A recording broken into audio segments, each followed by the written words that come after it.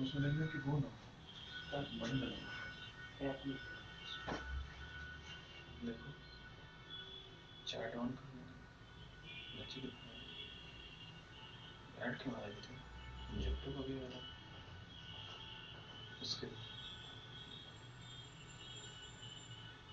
बच्चे से तो नहीं आती थी पता है था हाँ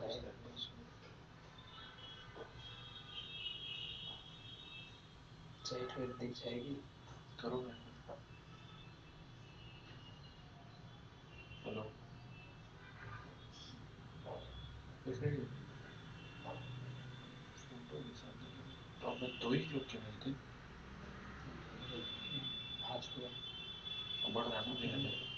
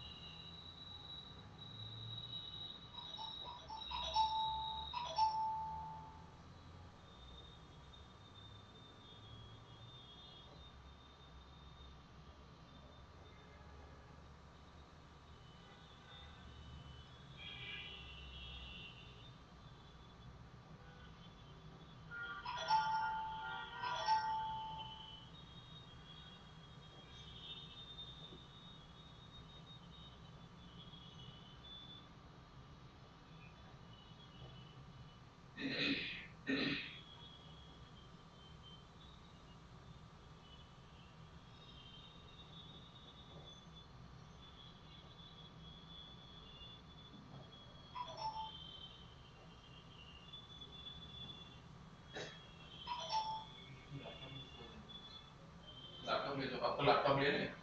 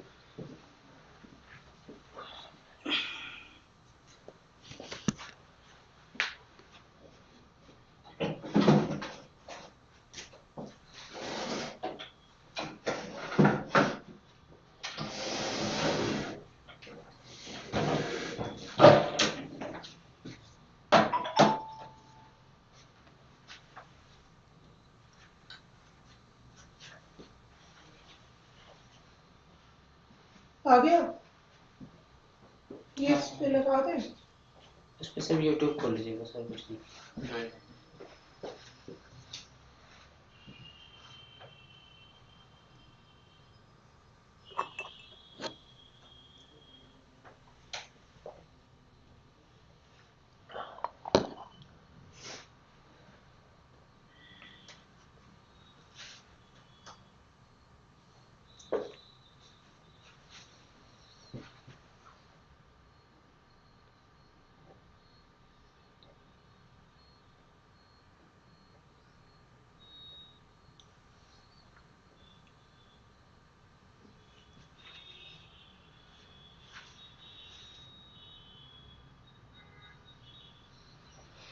Good evening, everyone. and welcome to the first book discussion of the year. Today we have the discussion on The Rainmaker by John Grisham. But before I launch into the actual book discussion, I would like to basically talk about the importance of these exercises in your preparation. Reading books, reading novels, and I'm not prescribing heavy novels, I'm not prescribing books like Shantaram.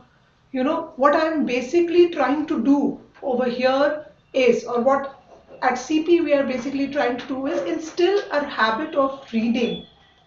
And this habit of reading is going to be so helpful for you when you are dealing with 3 reading sections in Clat or 2 heavy duty reading sections in AILET, that you will bless yourselves for taking the time and effort to read. And what is this advantage of reading novels? What are you gaining? Number one, any literature that you pick up helps you improve your speed in reading. When you are reading serious articles, when you are reading editorials, your speed goes down because you are trying to understand a lot of context. But when you are reading books, the speed goes up.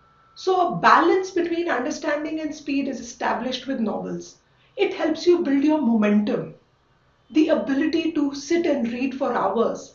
Because if you imagine an analogy that a sprinter, a person like Bolt who has to run 200 meters, do you think he runs only 200 meters?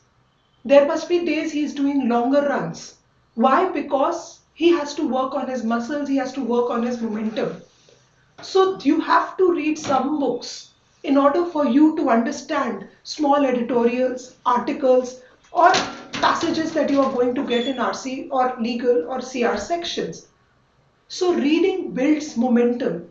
Reading books, different types of writings, different genres, helps you understand tones, helps you understand figurative writing. These are terms that you hear in my RC classes. These are terms that you will see as questions in your paper. So reading is going to help you develop a vast spectrum of skills. And remember children, no matter what anyone tells you, I'm also using YouTube for this discussion, but a lot of free advice comes to you on YouTube. No matter what anyone tells you about speed reading tricks and tactics, if you have no reading experience, how will you work on those tips or tricks? You have to have some experience in this genre before you can take up the tricks. Today, if I don't know any maths, and if you start talking to me about maths tricks, if I have not done the long method, how will I know there is a short method and that I would be able to appreciate? So the same thing works here. And lastly, the best benefit of this entire exercise, is that you are going to be ready for college. You must be you must have read some books before you can go to a law school. And law school, law and literature is going to be your course in first year. So there should be some literature that you have read. And in our book discussions, I promise to take you through some of the most, the must read books before you go to college. Of course, those who are already readers, you can appreciate this exercise, you can read your stuff, you can read the stuff I suggest. But the different types of books that we read, you will see different genres of writing, they will talk about different issues in society, and of course some of the legal thrillers. Some books we'll read just for fun, and some authors we'll read because you should read some of these authors before going to college. So do appreciate the book discussion exercises. It will be great if you have read the book before coming to these exercises. But if you haven't, still attend the book discussions, because in the discussion, how we discuss will make you read that book. So ditch the screen, the viewing screen for some time, ditch the OTT platforms for some time. All of these books have been made into movies. Read the original source. And then you can watch the movies also later, right? So let's move to this lovely book. I'll give you some details about the book and the author. And this is the one of the lines that stayed with me in this book. The protagonist says it when he first sees, the guy he's defending, and says he's my client and he's counting on me. I'll take him warts and all. So the warts are, the things on your face. So, this is like a line, The Rainmaker by the author. The Rainmaker is basically a term used for a lawyer who helps get a lot of money for his clients and also ends up clinching the deal in the end, makes a lot of money and gets a good deal. He's a rainmaker. So it's raining money. So that's the title for this book. We have some interesting, sort of knickknacks about the book. It is a legal thriller. The funny thing with this legal thriller is that the thriller picks up only in the last 8 chapters. And initially, it's just building up and building up, and you know that it's going to get exciting. From the first till the 35th chapter, you are just getting built up for the immense thriller that awaits you in the form of trial lawyering. And imagine first 33 chapters, the author is taking you through every minute detail.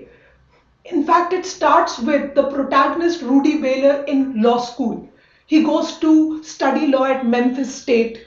And from there, from the small details, minutiae of law school, which you will relate with a lot. And trust me, I'm sure you have related with it a lot. So from that minutiae, it takes you along, the struggles in law schools and this whole thing about placements. It'll make you excited for law school. And then how the protagonist gets a raw deal in placements. The placement officer is trying, his profs are trying, and he's doing these little courses, and one of them lands him with what he takes up as a case. So it's from 1995, but if you see, there is a small little case made about the Rainmaker that even today it is relevant. It was written in 1995. It got made into a movie in 1997. That's a little tidbit that I would like to share with you. I know it's very it's very tempting to read, to skip the book and watch the movie, but the book makes you imagine everything in your head. And that imagination is what we have to build. That is the skill we have to build. That every line you read turns into an imagination in your head. And when it does not happen, it's a sign that you haven't understood what you have read. So let's build that connection between your eyes and your head. And in between, that process of understanding has to be developed. So its story, as I said, revolves around Rudy Baylor. He's a student at Memphis Law, and and he gets a raw deal with placements. So all of that excitement you will find in the first few chapters of the book, and he's trying all methods to get a job, and what happens with that job. Of course, when you start reading, you know what it is going to happen. It's a David and Goliath read. You know what's a David and Goliath kind of read? A David and Goliath type of read means the underdog. You know how David ends up beating the Goliath, the giant. So it's about the underdog. This guy gets out of law school, doesn't get a job, and then what happens to him? And he's fighting with all those fancy rich people who come to Memphis Law, who get to wear those corporate suits, and how he lands up with this case. So it's a very basic, it's a very earthy story. You know what's the ending going to be like. The moment he meets these geezers, geezers are these old people living in a state-sponsored house who need legal help. So he picks his case there, and it's the story seen from the eyes, from the first person perspective of Rudy, and how he picks up this case, and how he keeps it, how he discusses with his prof. So you know that something's going to happen out of here. And that is what makes it exciting. So it's no mystery, it's no suspense. it's getting built up slowly, and how Rudy's slogging it. So Rudy's struggles, Rudy's little, adventures alongside, and one solid story on the other side. So Rudy's little adventures, he meets a girl also in this whole process. He has a raw deal. He gets thrown out of one company, the other company, and then he has to tie up with a bar guy who's also a drug mafia, etc. So all of Rudy's life back to back. It's very filmy. It's very fast paced. And slowly this case is getting built up. Slowly every day. The case is getting built up.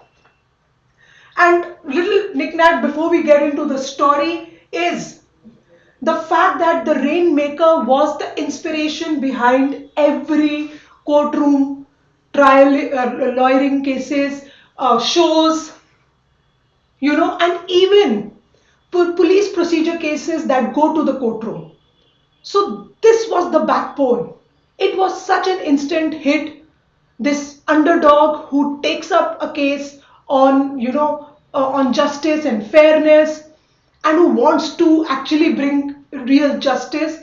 So that formed the basis of a lot of these TV police procedures and TV trial room lawyering cases.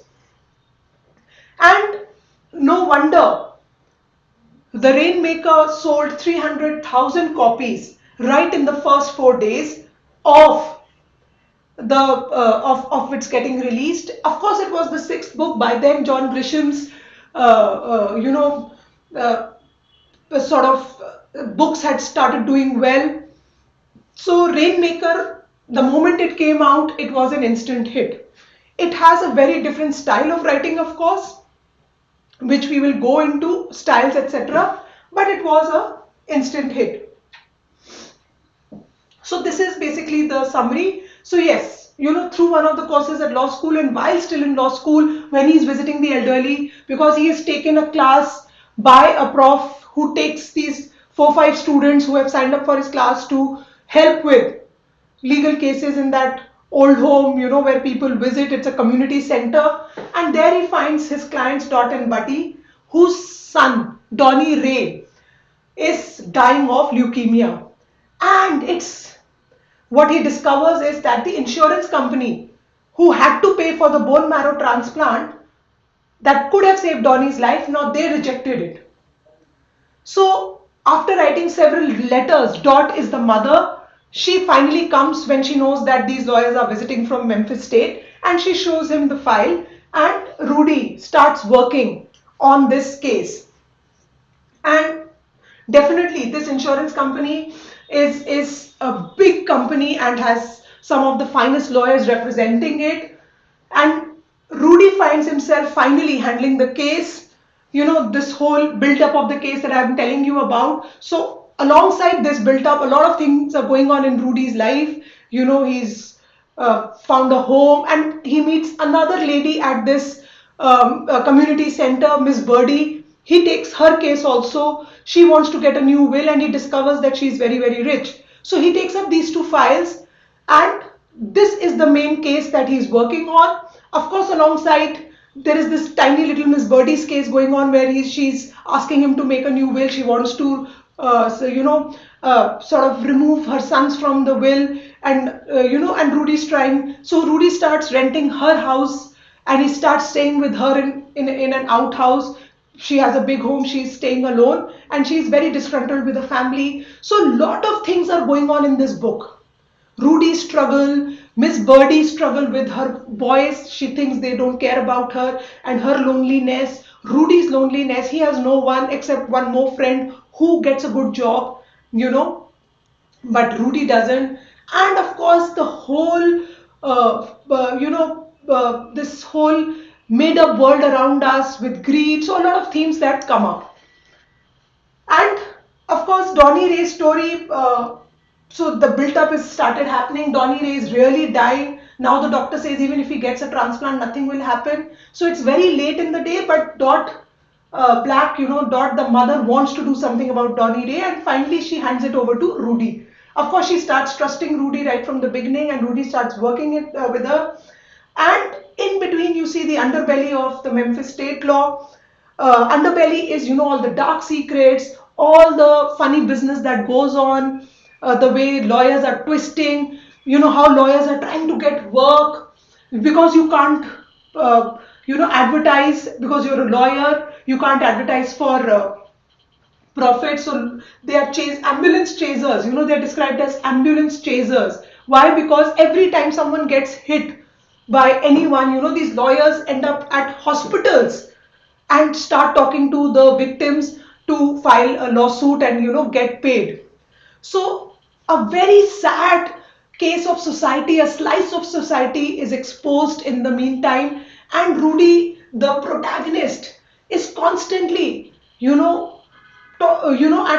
a warpath. He's constantly confused between the ethics he learned at law school versus the reality that he has to live. And he's constantly asking this question: is it ethical for me to actually go to a victim and throw my card and say, okay, I'll help you file a lawsuit?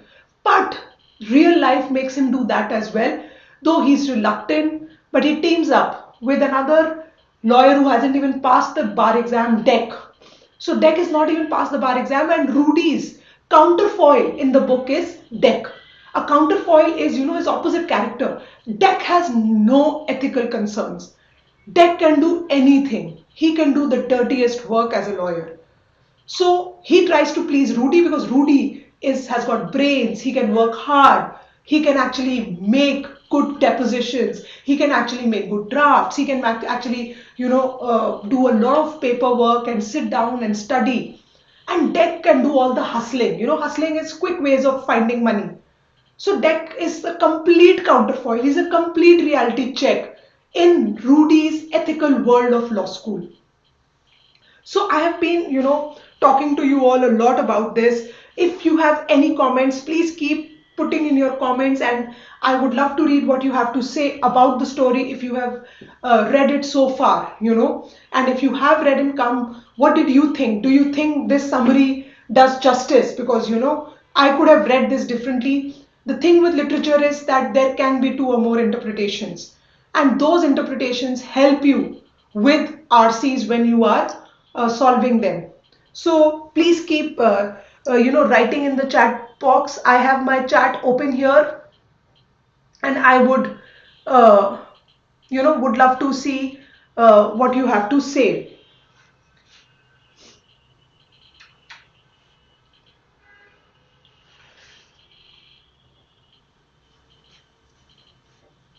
So these are the themes that I thought are the themes in the novel. Uh, there is the theme of justice, ethics, fairness, the ethical dilemmas of Rudy at all times, fairness, a sense of fairness, the constant battle where Rudy does not take the claim from the great benefit and he wants to expose them, and he is struggling. He's not able to make a lot of money, but he constantly wants to actually bring them out in the open. His attachment with his client, and this attachment that is going that he has with his client, he is the pallbearer. So eventually there is the Donny Ray dies because his leukemia, I mean, the doctor had already said that he's going to die, and it was very late, for the transplant. He missed the backbone marrow transplant, which his twin brother could have lent to him to curb leukemia. But because they didn't have money and the insurance was denied, it was too late in the day. So Rudy's attachment with the client. So these issues, where law school gives you a very different perspective, and Rudy is a great follower of that perspective, as we see. He has very little money. He has no money for a car. He's got wrinkled shirts. So constantly, the dress code of the corporates is described to us at every opportunity, to contrast that illusory world with that of Rudy's, where he is wearing a wrinkled shirt. And at one of the depositions, Rudy purposely does not wear a suit. He just wears very, very informal clothes, and those are described to show how he is different from all the corny corporate honchos that come to visit him.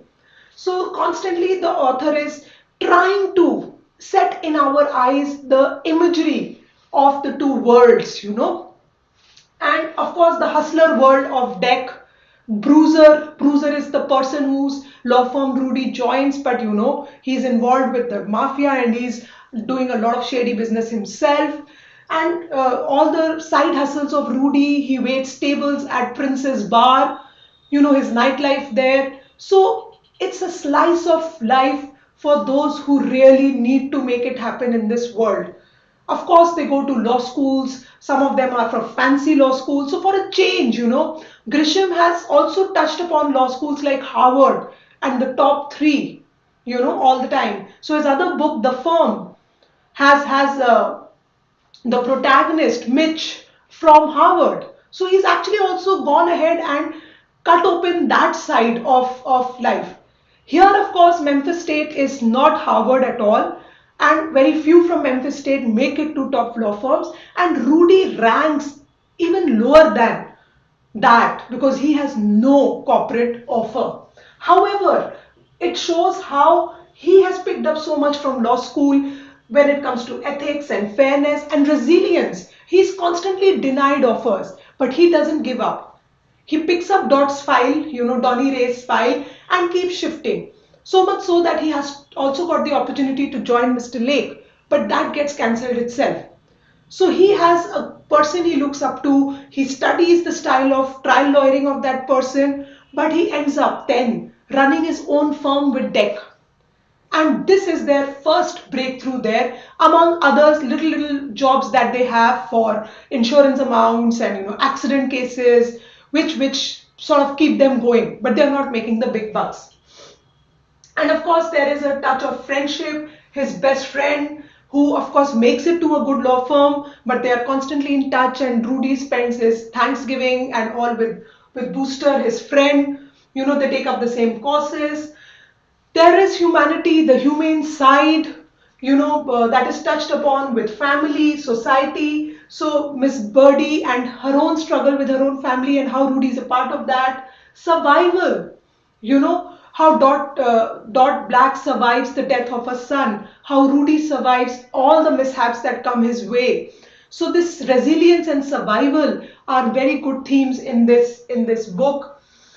Inexperience is constantly hinted upon here. At every point, Rudy himself makes this note about how it is the first time he's ever doing this and how he's pitted against people who have done hundreds of cases. So every time he's up against Leo F. Drummond, the senior corporate lawyer who represents the great benefit insurance company that Rudy is suing on behalf of Donny Ray, whose insurance money was not given, and eventually, of course, he dies. But inexperience plays a big role, and constantly a young lawyer who's just got his license at the bar last week, how he's pitted against this veteran, and how he shows resilience. He comes back. He's scared constantly. There is an imagery of how he's shaking, how he's shivering, he's breaking into a sweat, how his inner organs are shaking. So you form those images. So that's why reading becomes so important. Because you can see and you can feel yourself there. Because there must be something you have done for the first time. And greed, the greed of the corporates, the greed of the lawyers, even Deck, who's hustling. So there is one survival greed and there is one where there is no limit to greed. So the author has touched upon those 2 points very, very differently. He has shown the survivors, the hustlers, and the starters versus the big corporate honchos through the building. So, there is imagery of those big buildings, the tinted glass. There is also one scene in the beginning where the firm that throws out Rudy first after hiring him, one gets dissolved into a bigger firm and the other firm gets burned down.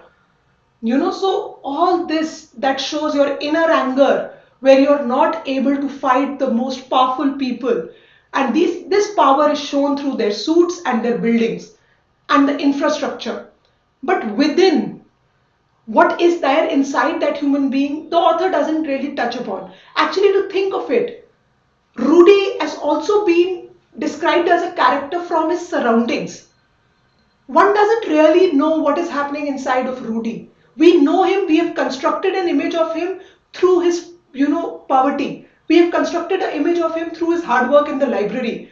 We have constructed an image of him through his interaction with the blacks. We have constructed an image of him, through his weak moments, his interaction with Drummond, the senior lawyer. So what we form as a picture of the protagonist is hardly from who he is within, but from the circumstances that surround him and his interaction. So it's a very outward book. Similarly, the big bad corporate world, the insurance companies, the big bad lawyers, corporate lawyers, we know of them through only their suits and their argument. So again, that is what the author is trying to do, probably trying to talk how we are actually what the society makes us. But that's my interpretation of it. I would love to hear the your inputs on the same. And uh, and of course there is this big theme of death. Right from the first interaction with Donny Ray, we know he's going to die. Through 35 chapters, his death is getting built up. And after the 35 chapters, once he dies, it's still like a shock. We knew he was going to die.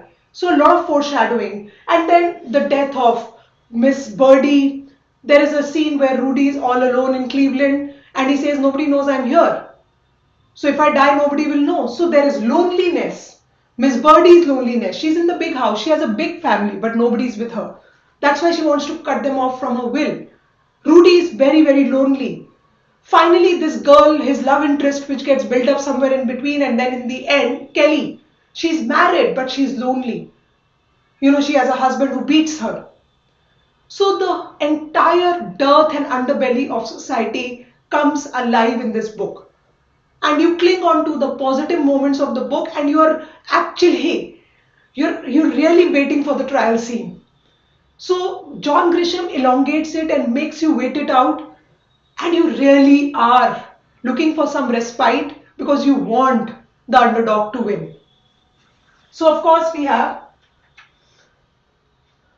the the underdog protagonist, which is a perfect whistle style. It's very, very filmy, and it's amazing, when, because of all the grim reality of the world, you really want Rudy to win. So you whistle for him, you cheer for him, and that's how it is. The novel is episodic. I think it was written for the screen because it was a sixth book. I have this strange feeling that Grisham knows now his books are going to be made into movies. So every chapter is like a scene playing out. It's like a screenplay thing. Please read and you also tell me. There is the bar, then there is Miss Birdie's house, then there is the courtroom. So all that. Of course, the journey from law school to street suburbs to corporates to legal riffraff, there is too much of realism here. And one would think that Grisham has sat and actually looked at Memphis law at very close quarters. As I said, for first 35 chapters, the author is only preparing you. And the action unfolds in the last 4 chapters. So the author is only preparing you. You are slowly reaching to that stage. So there is a lot of pacing and a lot of foreshadowing. So every chapter Donny Ray is going to die is hammered in your head, and what Rudy is doing with the insurance company, those slow progresses are shared with you. But a lot of side things are also happening which give you that perfect slice into society. So very well written for the screen, very well written for the filmmaker as well. But if there are any other styles that you noticed, I would love to hear them. Right?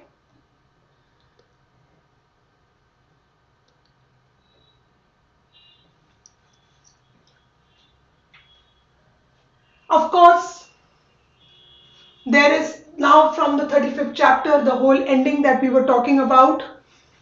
I would love to hear what you have to say for the ending. You can come back and write on this video and share your thoughts after my analysis. But you must read this very, very well. And the death scene, of course, as I said, we are all waiting for the death scene to happen. And when the death scene happens, you must see how the author just dilutes it with food. So I don't know, the whole imagery, as soon as Rudy gets to know, he starts eating a lot. They show he's taken 3 helpings of the food and 2 slices of the cake. That's how he's dealing with grief. So this whole understatement, the whole book talks about his death. He suddenly dies. In one line it is conveyed by the mother, and then how Rudy reacts to it. So this whole style of writing is the protagonist taking in things and reacting. So our image of the protagonist also is this, how he's reacting to things external to him.